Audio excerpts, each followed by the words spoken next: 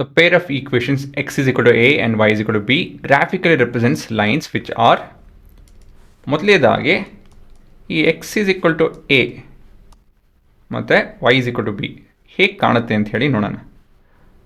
ಅದ್ರ ಮೊದಲಾಗಿ ಸ್ಟ್ಯಾಂಡರ್ಡ್ ಫಾರ್ಮಲ್ಲಿ ಬರೀತಾ ಇದ್ದೀನಿ. ಮೊದಲೇ expression x is equal to a ಹೇಗೆ ಕಾಣುತ್ತೆ ಅಂತ ಹೇಳಿದ್ರೆ 0y plus 1x is equal to a constant. ಸರಿನಾ? ಇದನ್ನು ನಾನು ಈಕ್ವೇಷನ್ 1 ಅಂತ ಕರೆದ್ರೆ ಇದು 1' ಆಗುತ್ತೆ. ಮತ್ತು ಎರಡನೇ equation 1y plus 0x is equal to b. ಇದು 2 ಆಯಿತು ಅಂತ ಹೇಳಿದ್ರೆ ಇದು 2'. ಗೊತ್ತಾಯ್ತಾ? ಇವಾಗ ಹೇಗೆ ಕಾಣುತ್ತಿದೋ ಇಲ್ಲಿ ನಾನು ಈಕ್ವೇಷನ್ ಬರೀತೀನಿ. ಇಲ್ಲಿ ಇಟ್ ವಿಲ್ ಬಿ ಪ್ಯಾರಲಲ್. ಆಯಿತಾ ಹುಡುಗರ? ಪ್ಯಾರಲಲ್ ಟು ವಾಟ್ ಅದನ್ನು ನೀವು ಯೋಚನೆ ಮಾಡಬೇಕು. ಇವಾಗ ಇಲ್ಲಿ ನಾನು ಇವಾಗ ಸಿಮ್ಯುಲೇಟ್ ಮಾಡ್ತಾಯಿದ್ದೀನಿ. y is equal to some constant. ಇಲ್ಲಿ ನೋಡ್ಬೋದು ಕೋಫಿಷಿಯಂಟ್ ಆಫ್ ಎಕ್ಸ್ 0 ಇದೆ. y is equal to some constant ಈ ಥರ ಇದ್ದಾಗ ಹೇಗಿರುತ್ತೆ? ಇಟ್ ವಿಲ್ ಬಿ ಪ್ಯಾರಲಲ್ ಅಂತ ಹೇಳಿದ್ದೀನಿ. Parallel to what? One of the axis. ಅದು ಕ್ಲೂ ಕೊಡ್ತಾಯಿದ್ದೀನಿ. ಎಕ್ಸ್ ಆಕ್ಸಿಸ್ ಪ್ಯಾರಲಲ್ ಇರುತ್ತೆ, ವೈ ಆಕ್ಸಿಸ್ ಪ್ಯಾರಲಲ್ ಇರುತ್ತೆ. ಯೋಚನೆ ಮಾಡಿ. ನೋಡ್ಸ್ಲಾ?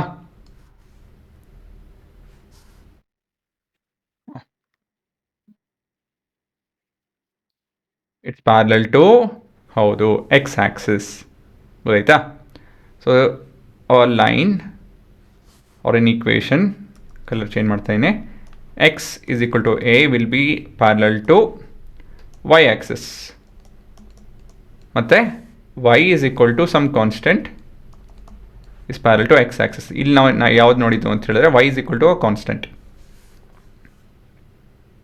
ನೋಡಿ ಇಲ್ಲಿ ಕನ್ಫರ್ಮ್ ಮಾಡ್ಕೊಳ್ಳಿ. y is equal to some constant. ಸರಿನಾ? X is equal to constant ಬರೀತು ಅಂತ ಹೇಳಿದ್ರೆ I think I have change ಮಾಡಿದ್ದೀನಿ ಅವೆಲ್ಲ. ಅದೆಲ್ಲ ಮಾಡಿಲ್ಲ ನಾನು. ಸೊ ಅದೊಂದು ಪರ್ಟಿಕ್ಯುಲರ್ ಸಿನಾರಿಯೋ ಅದನ್ನು ನಾನು ಇಲ್ಲಿ ಎಕ್ಸ್ಪ್ರೆಸ್ ಮಾಡಿಲ್ಲ ಆ ಕೇಸ್ನ ಹ್ಯಾಂಡಲ್ ಮಾಡೋದಕ್ಕೆ. So x is equal to constant ನಾನು ಇಲ್ಲಿ ನೋಡ್ಸೋದಕ್ಕಾಗಲ್ಲ. So y is equal to constant ನೋಡ್ತಾ ಇದ್ದೀನಿ. ಸರಿನಾ? ಇವಾಗ ಉತ್ತರ ಏನು ಅಂತ ಹೇಳಿ ಹುಡುಕಬೇಕು. Are they parallel to each other? No, clearly not. Do the intersect? ಹಾಂ, ಇಂಟರ್ಸೆಕ್ಟ್ ಅಂತ ಹೇಳಿದ್ರೆ ಭೇಟಿ ಆಗುತ್ತೆ. So this two lines are intersecting. ಈ ಥರ ಭೇಟಿ ಆಗುತ್ತೆ. ನೋಡಿ ಇಲ್ಲಿ ದಿಸ್ ಆರ್ ಇಂಟರ್ಸೆಕ್ಟಿಂಗ್. ಕೋಯಿನ್ಸೈಡ್ ಆಗುತ್ತಾ? ಆಗಲ್ಲ. Do the intersect? ಎಸ್. ಎಲ್ಲಿ ಇಂಟರ್ಸೆಕ್ಟ್ ಆಗುತ್ತೆ ಯೋಚನೆ ಮಾಡಿ. ಏನಿರ್ಬೋದು ಅದನ್ನು ಕೂಡ ಒಂದು ಎಕ್ಸಾಂಪಲ್ ಕೊಟ್ಟು ನಿಮ್ಗೆ ಹೇಳ್ತೀನಿ.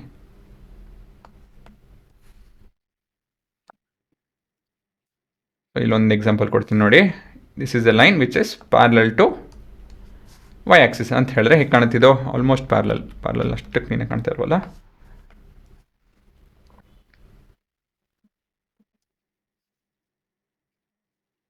This is equal to x is equal to 15 ಅಂತ ತೊಗೊತಾ ಇದ್ದೀನಿ. ಸರಿನಾ? ಮತ್ತಿವಾಗ y ಈಸ್ ಈಕ್ವಲ್ ಟು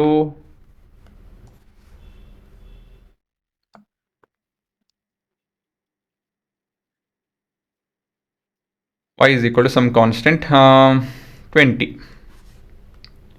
ಆಯಿತಾ ಹುಡುಗರ?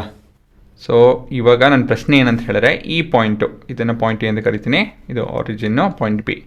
ಪಾಯಿಂಟ್ ಎ ಪಾಯಿಂಟ್ ಬಿ ಏನು ಅಂತ ಹೇಳಿ ನೀವು ಹೇಳಬೇಕು. ಏನು ವ್ಯಾಲ್ಯೂ ಇರಬಹುದಲ್ಲ ಇರುತ್ತೆ.